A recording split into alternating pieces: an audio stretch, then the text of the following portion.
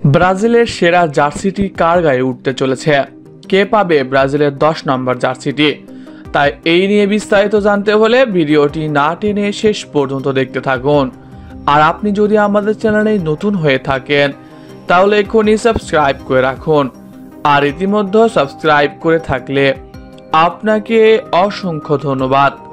Football খেলায় যেমন খেলোয়াড়রা নিজেদের স্কিলের জন্য বিখ্যাত, নিজেদের পায়ে শৈল্পিক ফুটবলে মাতিয়ে রাখে ভক্তদের, ঠিক তেমনি আরও এক ঐতিহ্য হলো 10 নম্বর জার্সিটি। এই 10 নম্বর জার্সিটি মানি যেন গৌরবের। প্রায় সকল ফুটবল খেলোয়াড়দের স্বপ্ন থাকে এই জার্সিটি গায়ে জড়ানো। পেলে, মারাদোনা, মেসি এরা যেমন নিজেদের এই 10 নম্বর জার্সিকে নিয়ে গেছে অনন্য উচ্চতায়, ঠিক তেমনি ব্রাজিলের বর্তমান সময়ের 10 নম্বর জার্সি মানে ছিল নেইমার জুনিয়রের।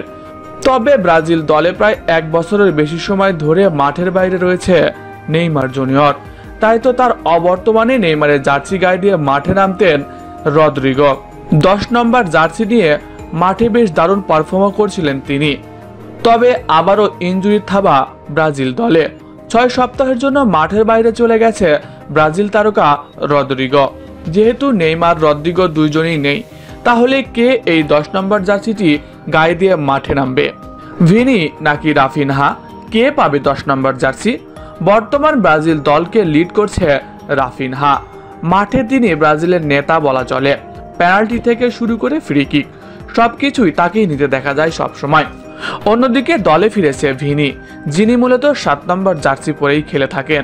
তাহলে এখন প্রশ্ন থেকে যায়, ভিনিকেও তো দেওয়া যেতে পারে এই 10 নম্বর জার্সি, যেহেতু তিনি আক্রমণ ভাগে খেলেন এবং দলের হয়ে নিয়মিতই গোল করে থাকেন।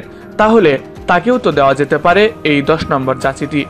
তবে ভিনি শুরু থেকেই মূলত 7 নম্বর জার্সি নিয়ে খেলেন। তার ইচ্ছা 7 নম্বর জার্সিতেই তার ক্যারিয়ার শেষ করা, যে কারণে রিয়ালেও ভিনি 7 নম্বর জার্সিতেই মাঠ মাতান। ফলে ধারণা করা হচ্ছে আসন্ন 2 ম্যাচে রাফিনহার গায়ে উঠতে চলেছে 10 নম্বর জার্সিটি। প্রিয় দর্শক, আপনি কি মনে করেন 10 নম্বর জার্সিটি কার গায়ে উঠলে আপনি বেশি খুশি হবেন? কমেন্ট করে জানিয়ে দিন। এছাড়াও খেলাধুলার সকল আপডেট সবার আগে পেতে হলে আমাদের চ্যানেলটি সাবস্ক্রাইব করতে ভুলবেন না। ধন্যবাদ সবাইকে।